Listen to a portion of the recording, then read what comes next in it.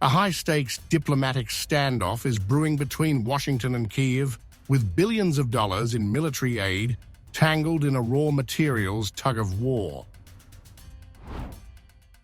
Ukrainian President Volodymyr Zelensky has rejected an offer from the Trump administration that would have handed the U.S. control over half of Ukraine's rare earth mineral resources in exchange for continued American assistance.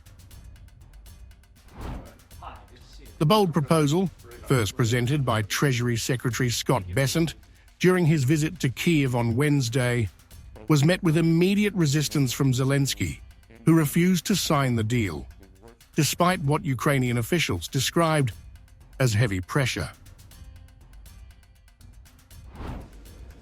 A senior Ukrainian official, a European diplomat, and another person familiar with the discussions, all speaking on condition of anonymity, told the New York Times that Kyiv is now working on a counter-proposal to give Washington greater access to its untapped reserves without relinquishing control.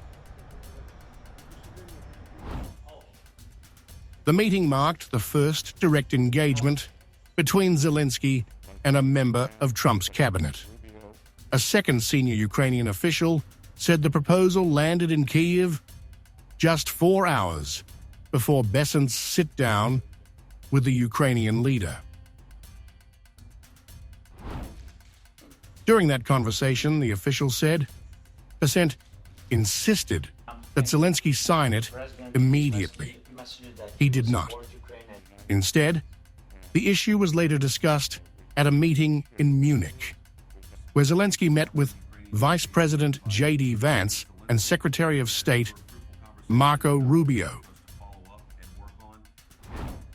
Ukraine possesses rare earth mineral deposits potentially worth trillions of dollars, resources critical for military technology, electronics, and clean energy.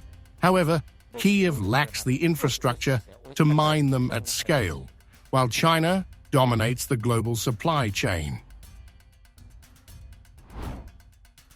Despite rejecting the deal in its current form, Ukrainian officials have not dismissed discussions entirely. Zelensky has insisted that any agreement must come with security guarantees for Ukraine. I didn't let the ministers sign the relevant agreement because, in my view, it is not ready to protect us, our interests. There are no very concrete things about security guarantees in this document, and for me it is very important the connection between some kind of security guarantees and some kind of investment.